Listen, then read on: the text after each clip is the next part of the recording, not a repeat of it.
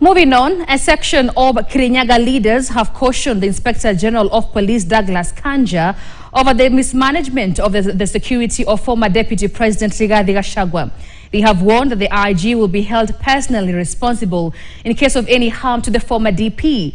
Kirinyaga woman rep Jane Njeri Maina has said the government has exposed the Deputy President to invasion and attacks by organized gangs after deliberately withdrawing his security.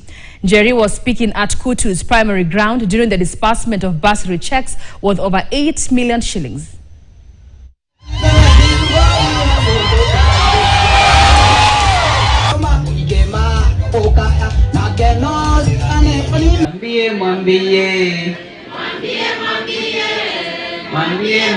Kirinyaga County ikuwe imara. Kwa hivyo wacha nikushukuru kwa sababu jukumu ya kila serikali kuhakikisha kwamba viongozi ambao walikuwamo kama wale wengine wanafaa kuwa wamepewa ulinzi wa kutosha na sio kuangaishwa na kutumiwa vikundi vya vijana waende wakiwangaisha. Ni jambo la fedheha sana hata kwa majirani zetu ya kwamba siku ya leo aliyekuwa naibu wa rais sasa anaangaishwa na hana ulinzi. Kila mtu akisema kitu ambayo kuna wengine wakubaliani nayo ananyang'anywa ulinzi. Lazima wampe Rigathi Gachagua maximum security.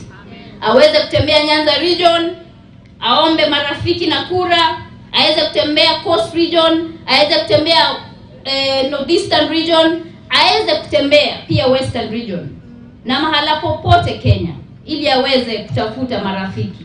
Na viongozi tusiwe watu wa kuchochea watu.